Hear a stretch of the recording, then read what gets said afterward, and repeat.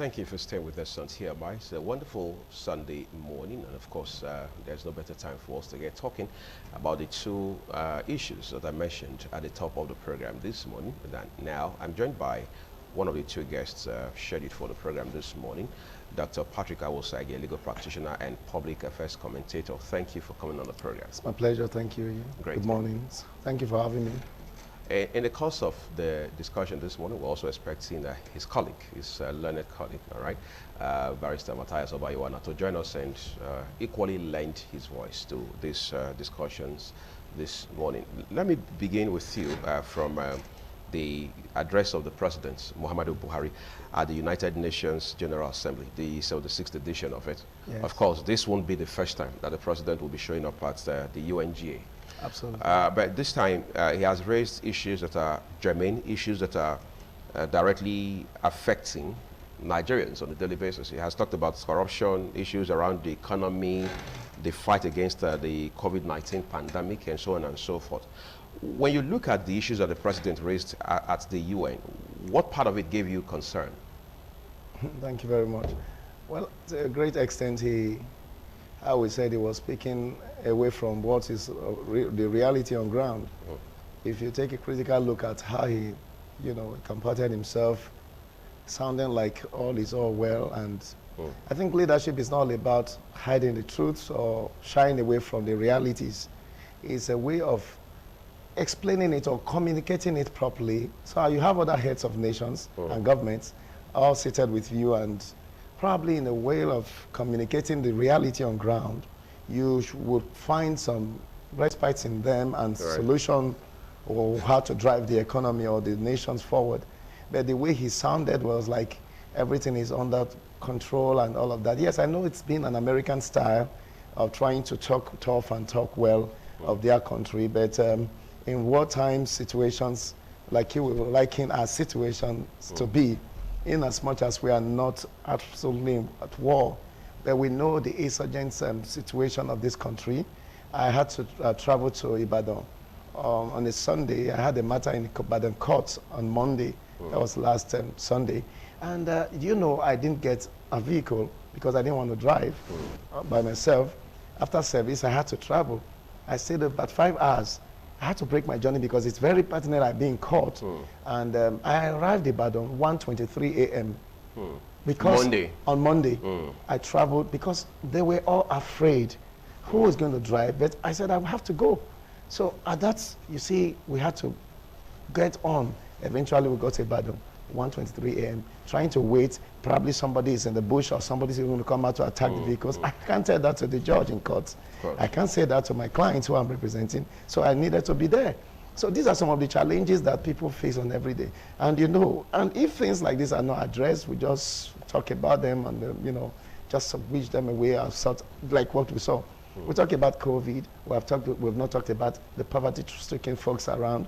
We've not talked about the economy as it is today. We've not talked about the double taxes of government and the hard fist of governance as it were on the people. We talk about how the people are corrupt. Yeah, I disagree totally. The average Nigerian, when you begin to push on corruption, it's like, calling the dog a bad name, trying to hang it. And that's how I see it. If you take a critical look at the situations the average Nigerian is going through, what is government doing for them? What has the system done for the man you call corrupt? You and I could say, well, we are okay, we are not corrupt, whatever you want to say. We could speak English, we could talk around and move around. There are people that are hard hit with all of these things. They don't have education. You have education, that's why you're seated here. I have education, that's why to a large extent I'm with you now. But for those that don't have, and they were not the cause of the accident of death, some way, somehow they came into the world. You were raised by parents that encourage you to go to school. How about those that didn't have? A lot of them on the streets, and we call them, illiterates. We call them all sorts of names, and these people have been suffering, languishing in pain, and we have a system like this that spent money, borrow back and forth without plans to pay back. All of this put together, does it all go well? I wonder, well, it's not.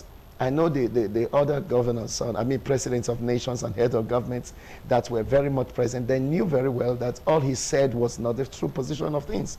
And they knew that he was just shying away from the truth. You cannot deceive, you saw the Undudu Lemelu's reaction. His caucus coming up to say, this is what my caucus is saying. Nigerians cannot continue like this. What this is outright. That's the PDP caucus at the House of Representatives. Yes. Look at how they came up. That we may say, well, it's party. I don't want to always go the way we always want to call it. It's a party issue. It's because the president is not from his party. That has nothing to do with Nigerians. For me, I'm not PDP, I'm not APC, I'm not any of them. I'm a Nigerian, for goodness sake. And I'm trying to talk about what is affecting my people. You are talking about insurgency. We have not addressed that. We talked about COVID. The COVID, yes, vaccines here and there. That's okay for the vaccinations of people. The vaccination should not be an issue of force. It should encourage the people, you know, and the worst hit countries of the world have not also pushed the people to this extent. You didn't give them palliatives. You did not do nothing. You have not encouraged them. You have not given them some stimulus funds to ensure their business go on. People are suffering day and night trying to get by, and you are coming up with a vaccine. If you don't get vaccinated, we're going to cut you off from the bank. All this kind of talk, all that will not work anyways. The cuts are there to address those issues. That's not where I'm talking to. But what I'm trying to say is that when government have become so irresponsible, with all due respect, I'm not insulting nobody, that's why I mean irresponsible, not insulting their personality, trying to look at what they are doing. You are not concerned. You are not even feeling the pains of the people. It's so bad, and that's so unheard of. If you take a look at all he said, in fairness, I was very furious. I didn't just want to say anything, and that's let's get a bit more specific. I mean, even before the president had left Nigeria for the UN General Assembly, reports had been released by the National Bureau of Statistics stating that Nigeria had improved economically. I mean, the economy had grown by 5.01% within the first half of the year. That's obviously between January and June. A lot of persons said, well, that was some win for us as a country, given that two things have happened essentially to our economy and to us as a people. One was the recession. The second was the COVID.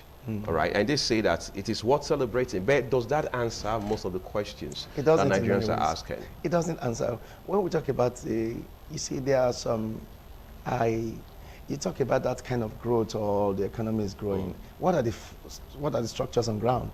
It's not just some manipulation. I remember during, I don't want to mention specifically, so I don't look as if I'm indicting some organizations. I remember during the bank consolidation, you know, all the banks shouted and yelled that they were all doing well. It's all well and good, and you know. They were when the CBN beams the search lamp. You understand what I'm talking about? It's exactly what. Some had to be quote unquote swallowed by others. That's right. That's manipulation. That's just trying to, you know, make it look good. And these are things scholars could do. Great thinkers and those that know how to manipulate figures, they can walk it by. That does not show. If you're talking of growth, then we should know what you are doing. Nothing has changed. You are talking about growth. Yes, forget about the figures we get in. We got it then, like the CBN, before eventually we saw that the banks were all together, and that was it. So this growth issue, and we are doing well, is just to try to, you know, get by and excuse yourself from more questioning. And that's basically what it is. I don't think there's anything like that in any ways, and that should not even be the basis for our talk. We should look at the country, and we should look at where are we now. And my major worry is we keep borrowing without a sense of plan to pay back. Right. When you borrow, there should be some modalities put in place. The bank don't give loans when you don't have the capacity to pay back. There's what we call collateral. There's some things we must know. Have you been in business for this long? Okay, now we've been in government business. What is the government credit worthy? Do you deserve to be given? And the givers of these loans, you know, they are not helping the situation, because they are also not saying through.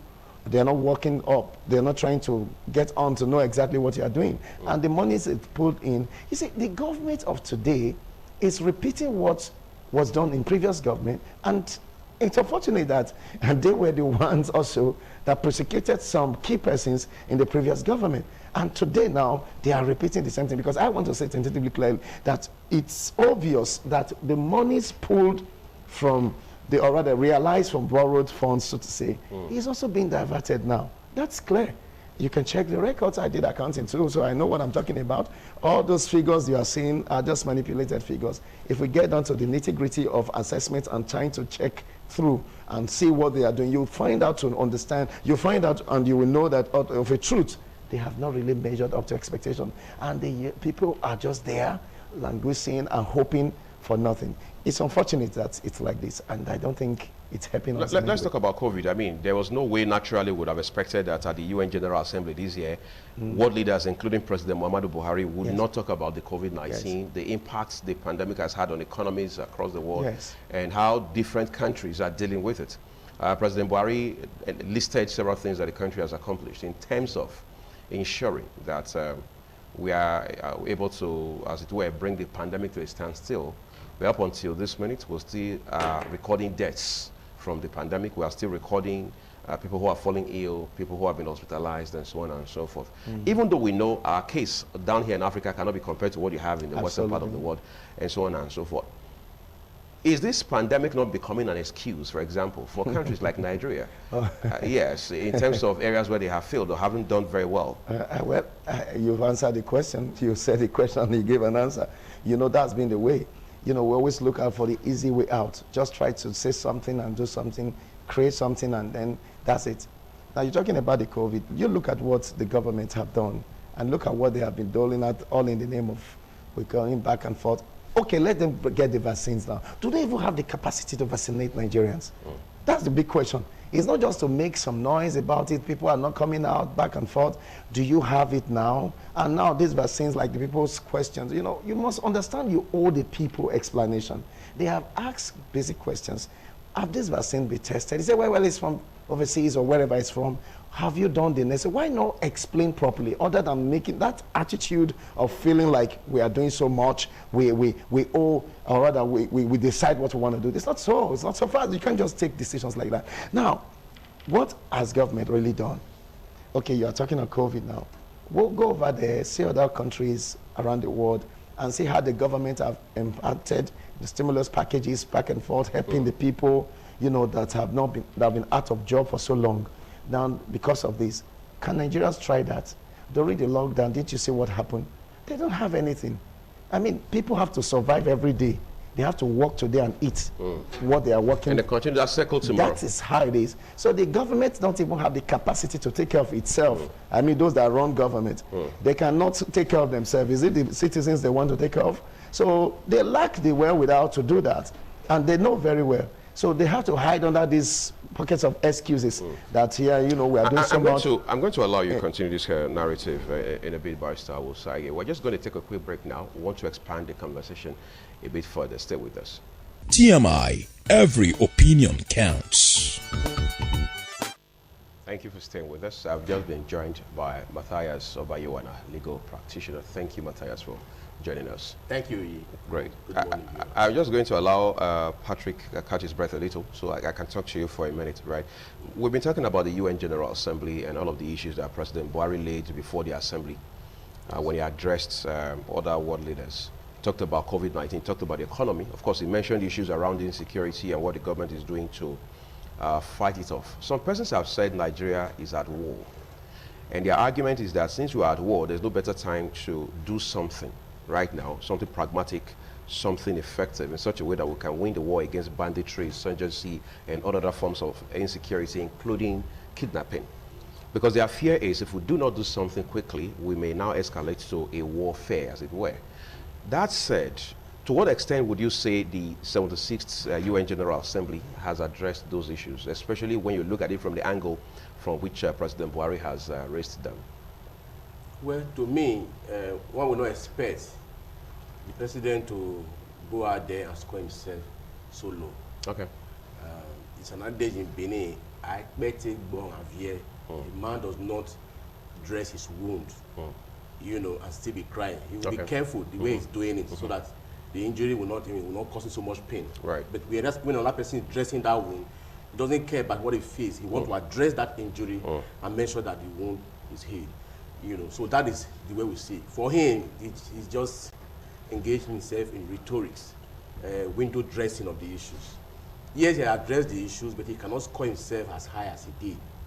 You know, the issue pervading and ravaging this country today, issue of insecurity. Like I've often said, the primary purpose of any government is the security of the people.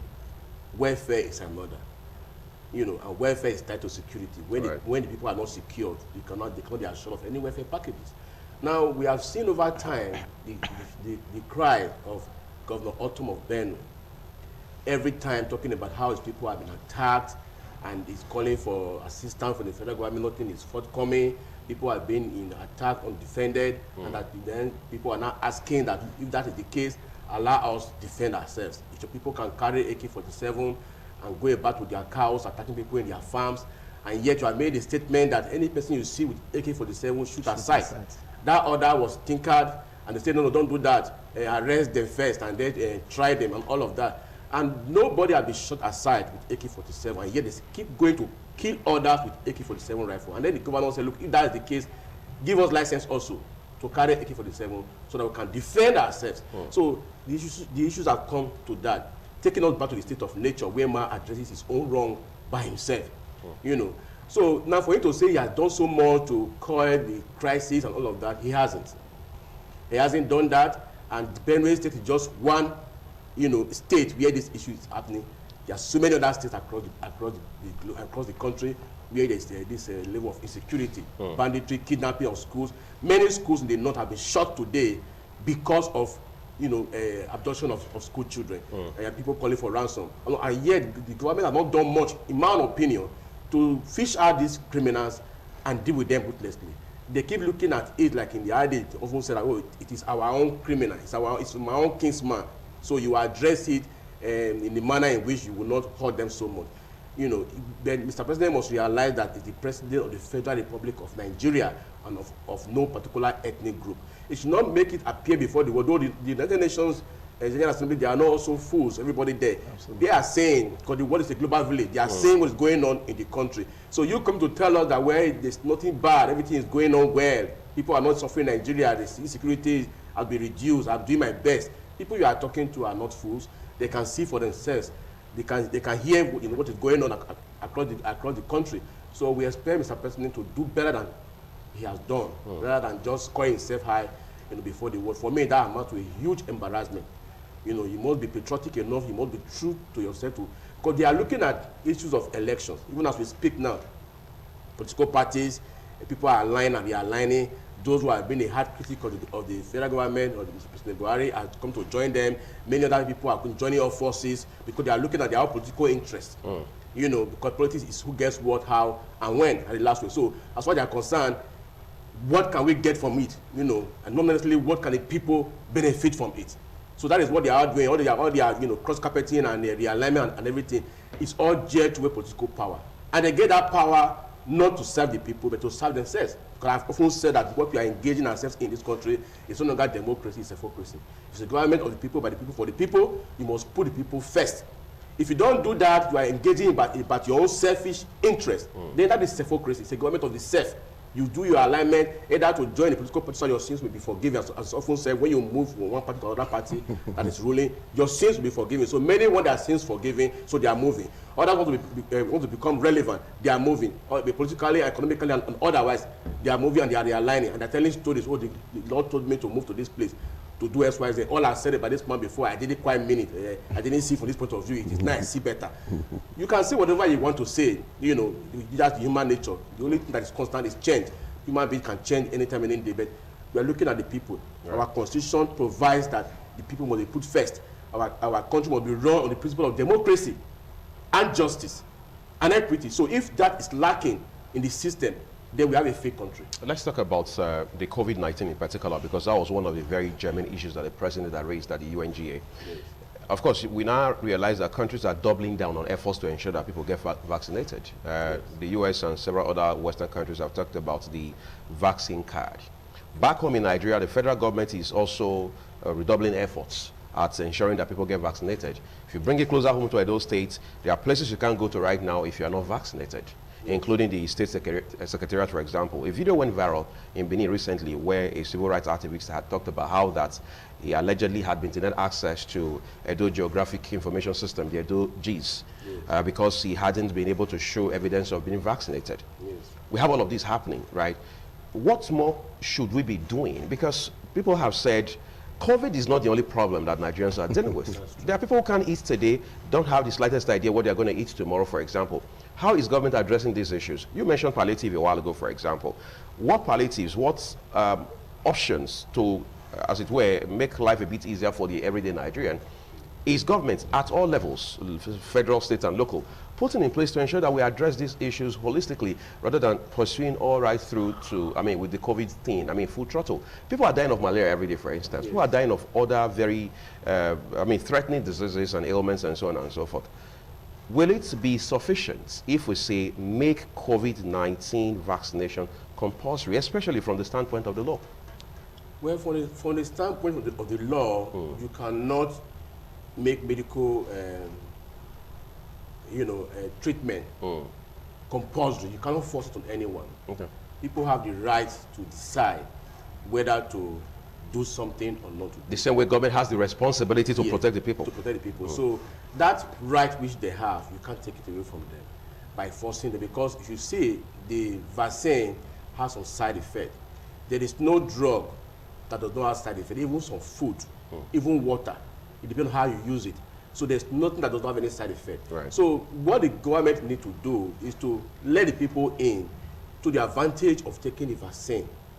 And then, and also letting them know the likely side effects of the vaccine, and how you should go about it when it comes to address it. That is what, more of education of the people. Okay.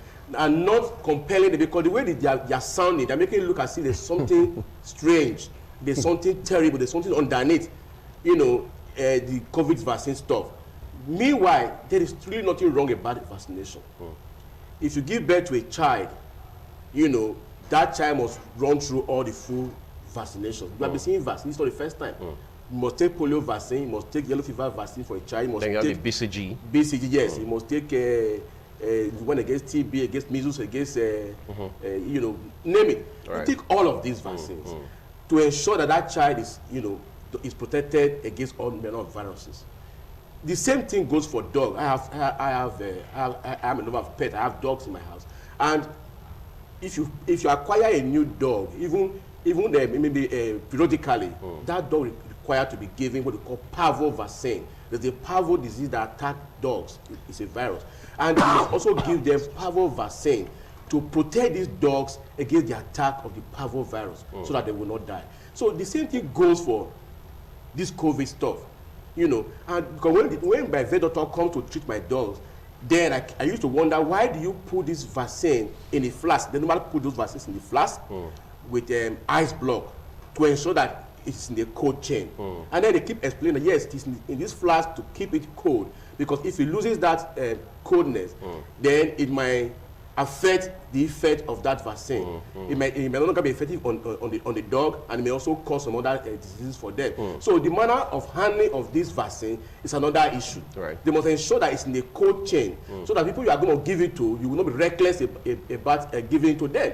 And then, of course, there are going to be likelihood of some changes, because when something new enters your system, your body system is going to react in a way, trying to adjust itself to it. So you're going to find maybe a slight headache, nausea, pains here and there.